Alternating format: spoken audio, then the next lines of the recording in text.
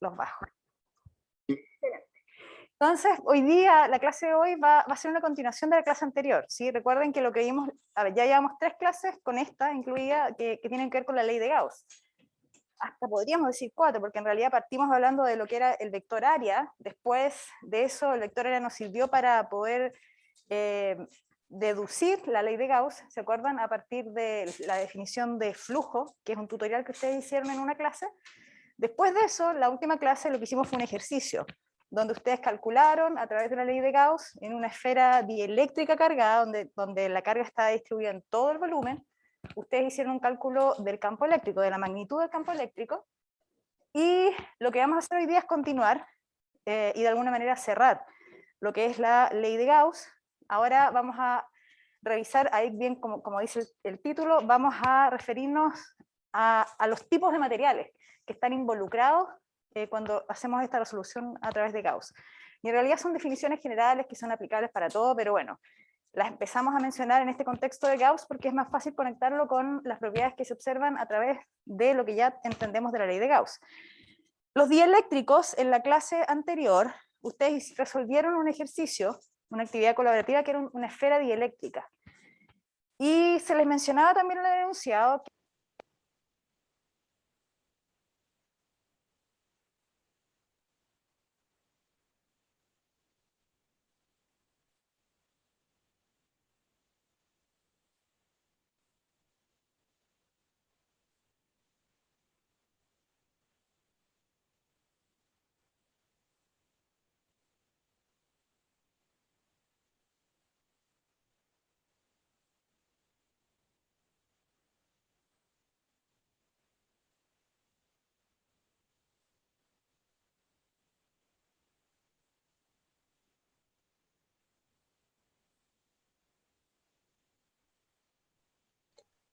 Aló, profe.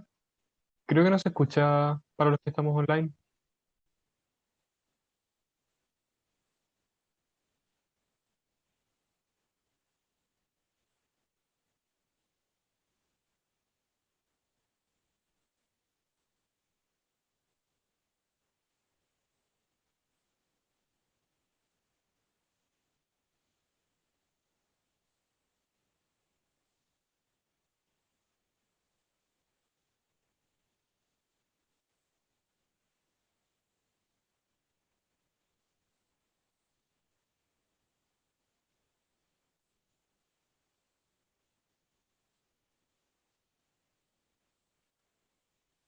ahí sí, prendió la luz al menos. Aló, aló, aló.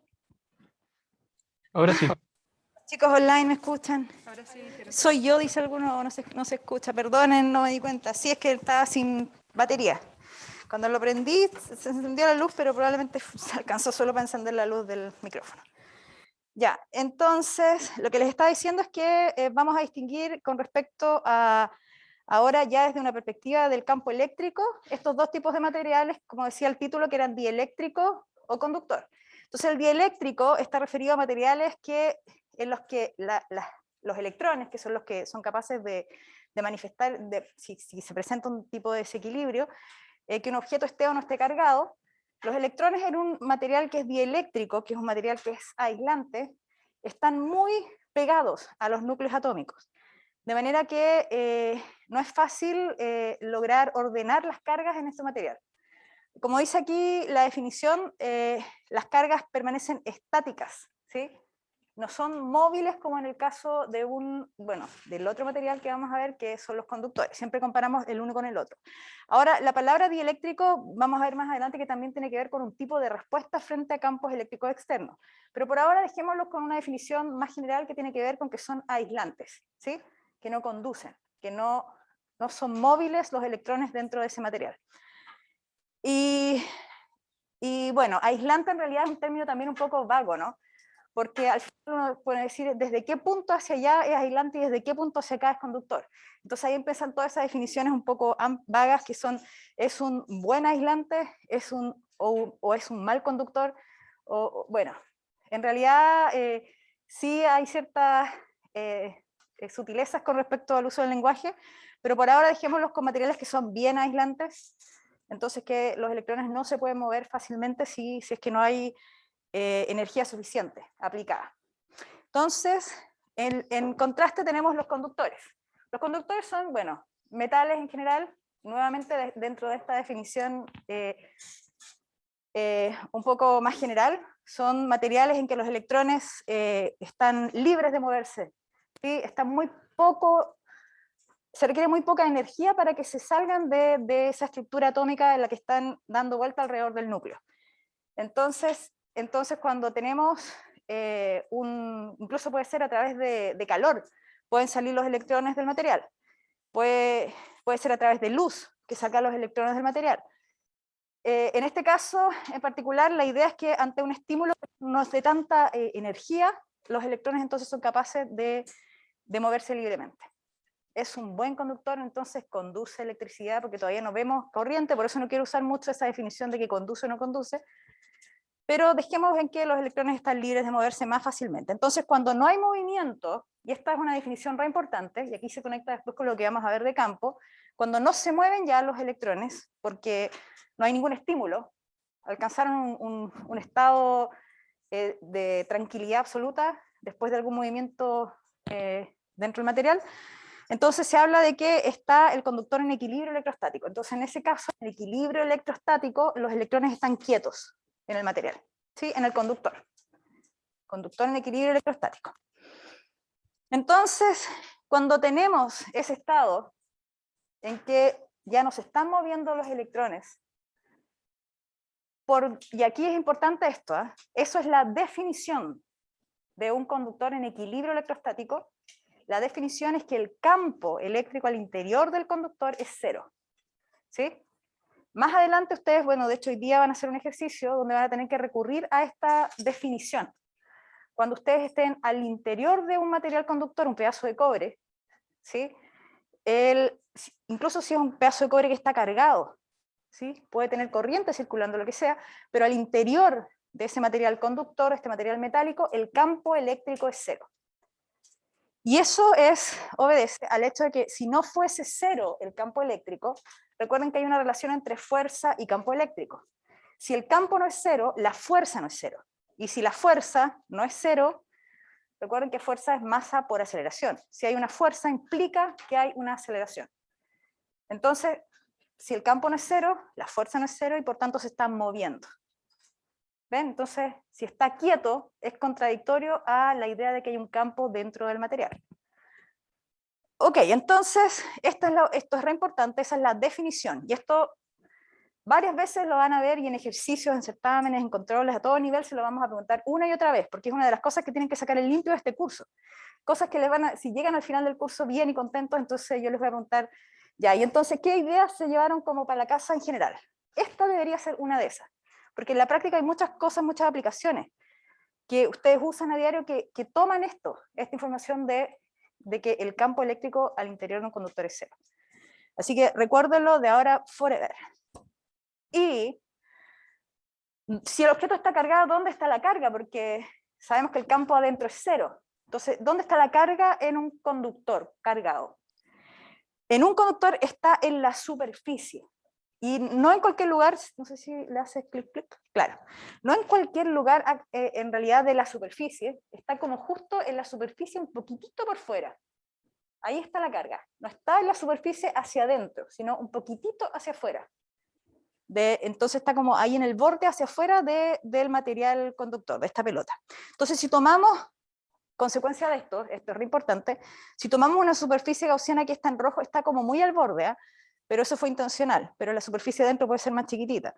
Pero si tomamos una superficie al interior, sabiendo que el campo es cero por definición en el caso de un equilibrio electrostático, de un conductor en equilibrio electrostático, entonces, a raíz de eso, si el campo es cero, el flujo es cero en esta superficie donde tenemos que el campo es cero. Y por lo tanto, si tomamos que la ley de Gauss es igual a carga encerrada partido por epsilon cero, entonces la carga encerrada es cero dentro del conductor. ¿Y dónde está? Si es que está cargado, el único lugar que le queda es en la superficie. Entonces, fíjense bien el orden lógico de esto. Es muy importante. El campo es cero, por definición, al interior del conductor, y en consecuencia, la carga al interior del conductor es cero. ¿Ok? Entonces cuando les hagan...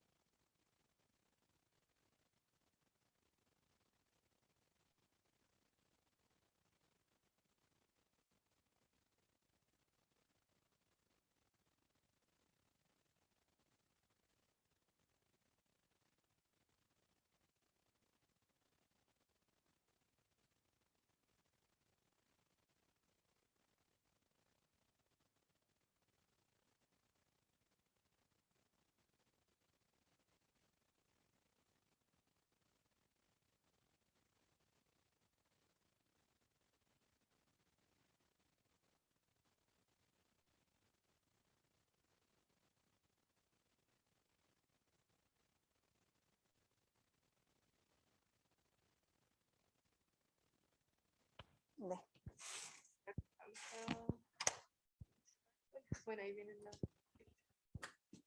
Ah, no, pero la luz como que se va...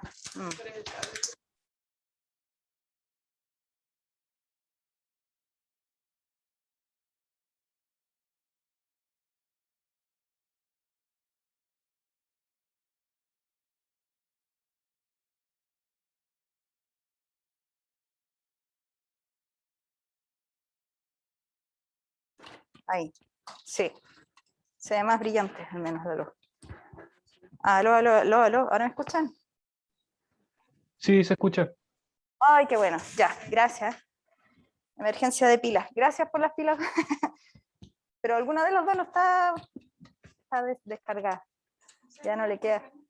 ¿Por qué no prendió? No sé. Ahí está, ya. Entonces, estábamos... Sí, se escucha, ¿no? ¿Qué pasa? ¿Seré yo? Aló, aló, aló. Ya, ok. Entonces, decía yo que si, claro, si la carga está distribuida en la superficie, entonces, claro, si tenemos, por ejemplo, imaginemos que aquí tenemos el campo eléctrico que va de esa manera, acá arriba.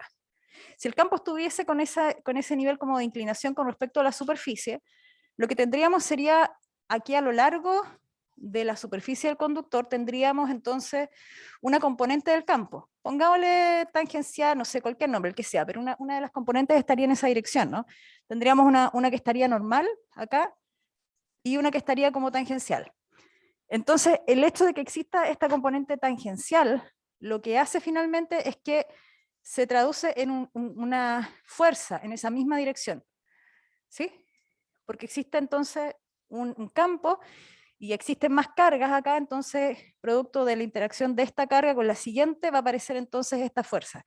Y si hay una fuerza, hay movimiento de cargas. La única forma en que esté en equilibrio electrostático, que es lo que estamos planteando como definición, que es lo que ocurre en un conductor, es que el campo esté solamente en la dirección perpendicular, normal a la superficie. Ahí cómo está, porque ahí no tenemos entonces proyecciones a lo largo de la superficie, por tanto no se pueden mover, no tienen con qué, digamos, no hay fuerza que los haga moverse en la dirección de la superficie, ¿ya? Así que eso sucede y es como la ley del cabo raso, cuando se corta el pelo así y les quedan como las puntitas de las mechas así saliendo. Esa es la dirección del campo eléctrico en un conductor, siempre sale como perpendicular a la superficie, ya es para que se lo imaginen entonces cuando lo dibujen. Ya, entonces cuando tiene algún tipo de curvatura el conductor, las cargas se concentran más donde existen puntos que son con radio de curvatura más pequeños, como se ve en ese cuerpo de la derecha. Aquí la idea es similar, tiene que ver con esas proyecciones del campo a lo largo de la superficie, que hace que en el caso de las caras que están más acá, en los sectores más con curvatura mayor, aquí al lado izquierdo del cuerpo, entonces las fuerzas a lo largo de la superficie son mayores. Y finalmente lo que termina sucediendo acá es que la separación entre ellas es mayor porque la fuerza es mayor. La fuerza inicial antes de que logre llegar a este estado de equilibrio electrostático, y por el lado derecho, entonces las fuerzas son menores antes del estado de equilibrio electrostático. Entonces están un poquito más cerca. Y eso en general sirve para diseñar, por ejemplo, para rayos, ¿sí? Están pensados los pararrayos justamente para la acumulación de la carga, cuando se van a producir los procesos de descarga, cuando cae el rayo. Entonces, la forma en la que están diseñados tiene que ver con eso, permitir entonces que se acumule más carga en esos puntos. Y bueno, y aquí ya viene una fórmula, todo lo que dijimos hasta ahora era cualitativo, pero aquí aparece una expresión que tiene que ver con cuánto vale la carga, esa carga que está en la superficie, cuánto vale el campo, digo, en esa superficie debido a la carga que se distribuye, ¿sí?, en el material. Entonces, cuando tenemos este cuerpo cargado, ahí está como un esquema, para resolver, encontrar el campo eléctrico, nosotros tenemos que usar ley de Gauss. Ahí está, y aquí es cuando nos falta, porque voy a tener que hacer el dibujo de nuevo. A ver, vamos a ver si resulta. Entonces, tienen el cuerpo cargado y tienen entonces, claro, se toma un pedazo, un cilindro, y aquí es donde esto lo vamos a ver, de hecho, no sé si, bueno, el cálculo a través de la ley de Gauss, nosotros lo hicimos en la clase anterior para un cuerpo que tenía una simetría esférica, ¿no? Pero cuando tenemos entonces un cuerpo que tiene una simetría más parecida a un plano, ¿sí?, uno puede usar una superficie cilíndrica que ya no es una esfera, sino que es un cilindro. Si esto fuese, por ejemplo, un plano cargado, aquí lo voy a dibujar, el plano, la superficie gaussiana que más conviene usar es, de hecho, un cilindro gaussiano. Bueno, eso lo vamos a ver en un ejercicio que vamos a hacer.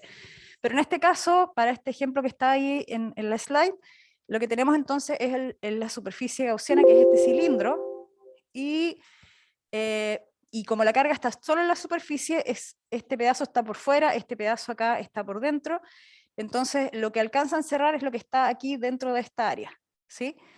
¿Y cuánto es lo que está ahí? Bueno, la expresión, recuerden que es E por dA, y aquí son los vectores, y aquí es la carga encerrada partido por epsilon 0, ¿cierto? Entonces acá lo que tenemos es una área A, pongámosle una letra A, ¿sí? Y en esa área, si lo que tenemos es una distribución superficial de carga con densidad sigma, acuérdense, cuando es superficie ahora se habla de sigma, cuando es volumen es rho y cuando es línea es lambda. Entonces en este caso, en un conductor siempre sigma está en la superficie si es que está cargado. Entonces lo que está metido dentro de este espacio, de ese espacio oscuro ahí, que es el que encierra la superficie cilíndrica, de radio R variable, pero para estos efectos no importa mucho, es la carga encerrada acá es igual a sigma por A, ¿sí? Considerando que aquí estoy tomando esa área y la densidad de toda esta superficie con carga es sigma. Esa entonces es la carga encerrada. Y por el lado derecho, si yo tengo que se cumple esto de que el E es paralelo al de A, y que él es constante en la superficie, entonces al final yo me quedo con la expresión E por A, como lo vimos en la clase anterior, y al otro lado me queda sigma por A, que es la carga encerrada, partido por epsilon 0. Entonces aquí es donde tenemos la expresión de campo de un conductor que está cargado, porque la carga está en la superficie, y el campo entonces está al exterior de la superficie. Aquí no hay campo dentro, aquí el campo es cero. Aquí es cero el campo al interior. Todo el campo es el que produce esta área hacia afuera, ¿sí? Hacia allá. Ese es el campo, la magnitud del campo que estoy calculando. ¿Ok? Porque si tuviese hacia adentro y hacia afuera, que lo vamos a ver más adelante, por ejemplo, en un plano, donde como no es cerrado, no hay un dentro y fuera, entonces las dos caras son las que producen campo. En este caso solo la de afuera, porque está cerrado. Entonces adentro es cero por definición en el caso de un conductor en equilibrio electrostático. Así que esa es una fórmula que naturalmente se van a dar cuenta que van a aprenderse de memoria. Entonces siempre va a ser en un conductor sigma partido por epsilon 0. Y bueno, y este es un resumen, lo que acabamos de decir, punto a punto. Entonces, dentro de un conductor en equilibrio electrostático, el campo eléctrico es cero. Eso es importantísimo. Si es que está cargado, entonces la carga tiene que estar en la superficie para que se mantenga esto de que por definición es cero al interior. Si está cargado, entonces el campo eléctrico es siempre perpendicular, normal a la superficie, para que no tenga componentes a lo largo de la superficie y se muevan las cargas, que aparezca una fuerza. Si es irregular, se acumulan los puntos afilados, y finalmente el campo, y ahí fíjense que no hay más cálculo ni nada, siempre que tengan un conductor que sea cerrada la superficie, van a tener entonces sigma partido por epsilon 0 el campo, ¿sí? Sin cálculo, sin nada más, sino que se pueden recordar esta fórmula y usarla todas las veces que quieran si tienen un conductor cargado y es una superficie cerrada.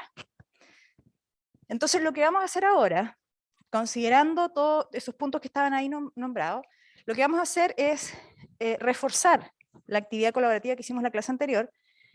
Por ley de Gauss, ustedes van a resolver un problema con una simetría. De hecho, si lo puedes colocar, la siguiente slide.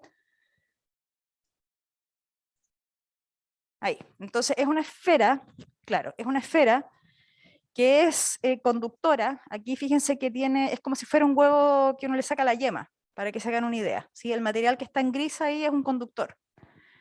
Y está sin la yema al centro, se la sacaron y lo que hay, que es un espacio ahí vacío, y lo que hay justo en el centro, en el medio, es una carga puntual. ¿Sí? Esa es más o menos la idea de esta distribución de carga. Van a distinguir entonces tres regiones, al interior de la cavidad, dentro del material conductor y fuera de la distribución.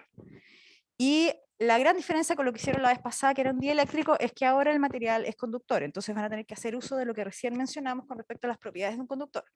Pero este ejercicio se resuelve por Gauss, ¿sí? Gauss está escrito acá. Si volvemos a la pantalla, ¿se ve o no? Sí. Entonces, esta expresión de acá es la que tienen entonces que utilizar para resolver este problema, es la ley de Gauss, conectar el flujo con la carga encerrada. ¿Ya? Entonces, para los que están acá en sala, les pasamos papelitos y plumones para que se empiecen ahí a organizar.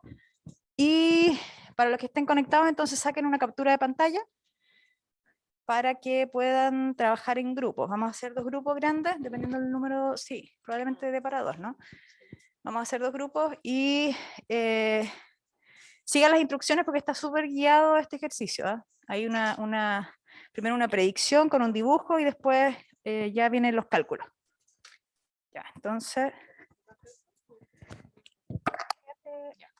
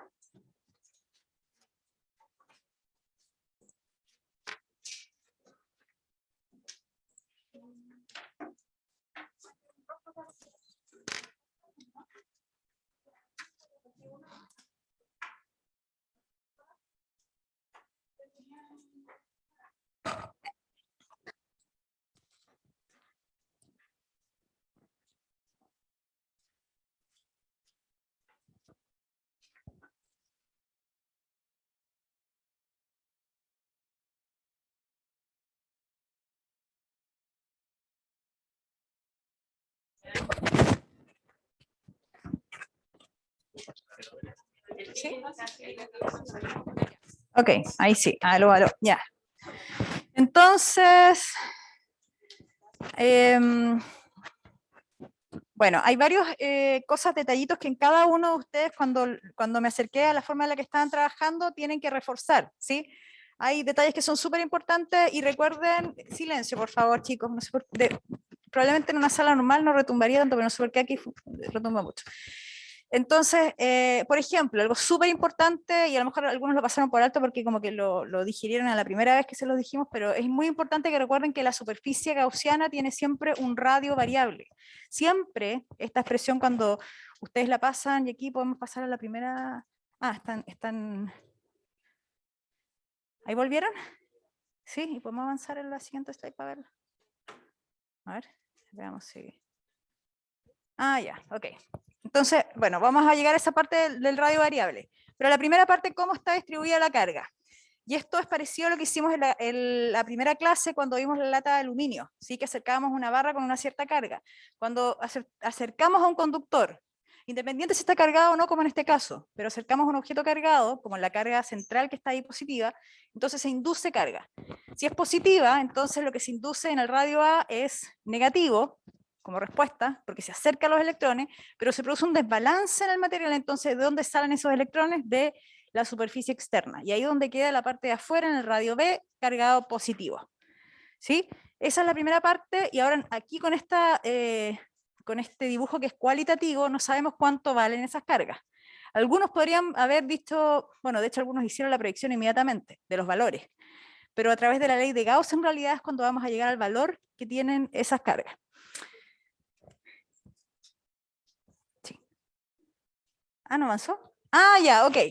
Entonces, y aquí es donde viene la primera zona, porque después les pide los campos en las 3 zonas del espacio, ¿sí? Entonces, en la primera zona, empezaba por fuera. Claro, siempre se empieza por el fácil. El de afuera es la zona 3, encierra todo. Entonces, fíjense que en el dibujo acá está en rojo esta superficie gaussiana de radio R pequeñito. Está afuera. Pueden haberla dibujado mucho más grande, pero lo importante es que esté en esa tercera región. Y que no vayan a confundirlo con que sea el radio B, porque no, siempre tiene un radio R pequeñito variable. Entonces, escogemos esa esfera con la intención justamente de que cuando usamos, porque en esa integral el de A que está escrito ahí es de esa esfera roja, de la de radio R variable. Entonces, cuando escogemos esa esfera, resulta ser que el campo y el área, el campo que produce la distribución y el área de esta superficie en rojo, de radio R variable, es paralelo. Al ser paralelo, el producto punto se desarma, como está ahí, y después, además, sucede que el campo eléctrico es constante en la superficie gaussiana.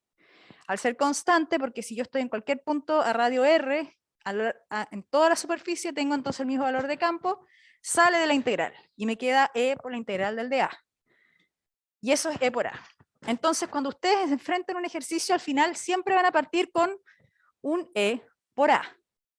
Porque escogieron la superficie, esa superficie que está en rojo la escogieron precisamente para poder reducir esa integral a E por A. Y esa A, que no se les olvide, esa A es de la superficie, en este caso esférica, de radio R variable. Cuando sea una superficie cilíndrica, que es la otra opción que tienen, que puede pasar, y probablemente la van a ver en ayudantía, también va a tener un R variable.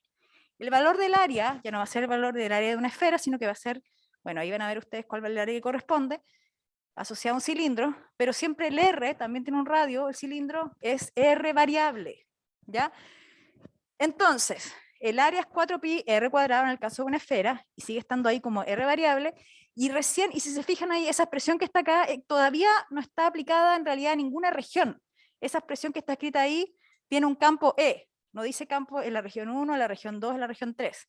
De hecho, esta expresión que está escrita acá, que le faltaba el epsilon 0, lamentablemente se me olvidó el epsilon 0, esa región que está ahí, o sea, esa expresión, esta que está aquí en rojo, es como general. La pueden escribir antes de empezar a resolver este ejercicio, porque de hecho no está definida como para esta zona 3, o zona 2, o zona 1. Entonces, ahora sí, pasamos a la zona 1.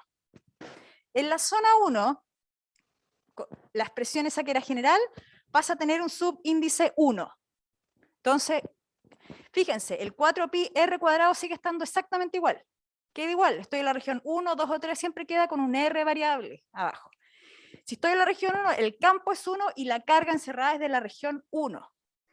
Y entonces veo lo que encierra esta superficie roja y es la carga Q, la pequeñita positiva. Entonces, reemplazo y llego a la solución. ¿Sí? Después, estoy en la región 2 y ahí no meto mano, no calculo nada, absolutamente nada. Porque por definición, si estoy dentro de un conductor, el campo es 0, cuando el conductor está en equilibrio electrostático, que son los casos que vemos ahora. Entonces, campo 0. Nada que decir con respecto a la zona 2. Y la zona 3, estoy fuera, ¿sí? Estoy fuera, vuelve a ser la expresión general. Fíjense que ahora lo único que dice es que el subíndice del campo es 3 y el subíndice de la carga encerrada es 3. Entonces sigue siendo la misma expresión del inicio, con el R variable abajo, porque ese era del área de la superficie gaussiana. Entonces lo único que te necesito es calcular la carga encerrada. Y miro el dibujo y digo, bueno, lo que encierra esta superficie roja es la carga que está en el centro, la Q pequeñita, y la carga grande que está ahí. Algunos me dirán, profe, pero bueno, nosotros dibujamos en ese primer dibujo cualitativo que había carga inducida. ¿Qué pasa con la carga inducida? Pues esa es una muy buena pregunta. Pero bueno, de partida les puedo decir que por la ley de Gauss, esa carga encerrada que está ahí no considera cargas inducidas, ¿sí? Siempre van a ser las cargas reales. Y siempre va a pasar que las cargas inducidas no van a molestar a pesar de que están ahí, porque de hecho ustedes hicieron la predicción cualitativa. Lo que sucede es lo siguiente. Aquí lo vamos a escribir en la pizarra. En la región 2, ustedes tenían, por ejemplo, un campo 0, ¿cierto? El campo era 0 en la región 2. Entonces acá tenían la carga, esto tenía una carga Q, y cuando entonces tengo la superficie gaussiana de radio R en la región 2, por definición el campo es 0. Y si por definición el campo es 0, entonces la carga encerrada es 0.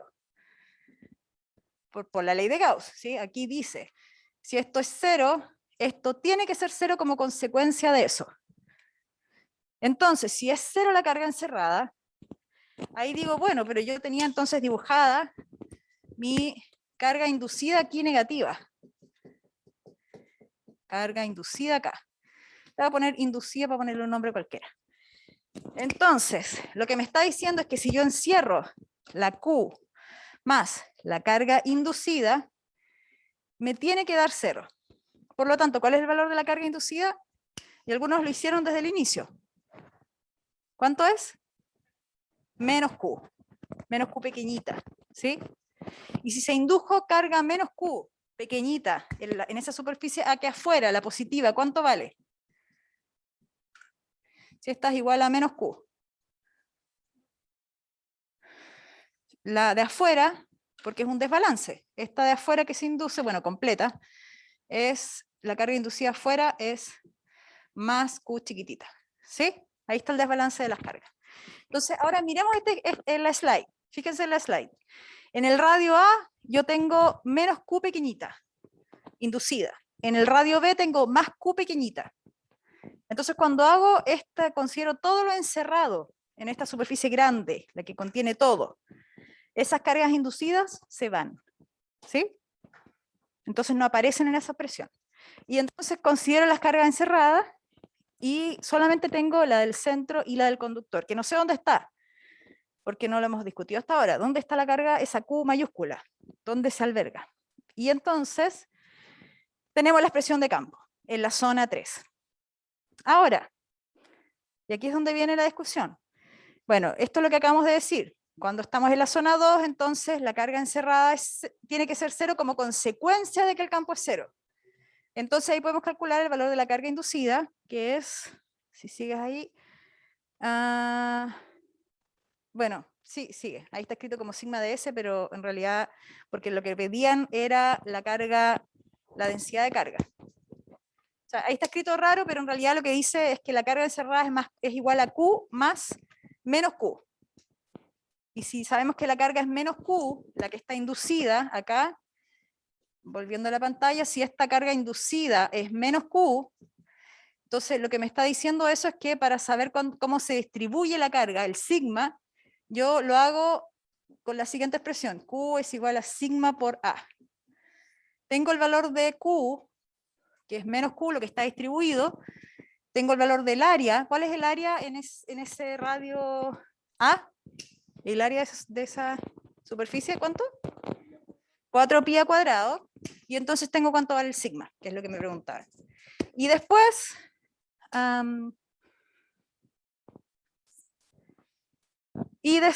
cuando estoy afuera, y entonces tengo, claro, cuando estoy afuera tengo entonces cuál es la carga que está en la superficie externa.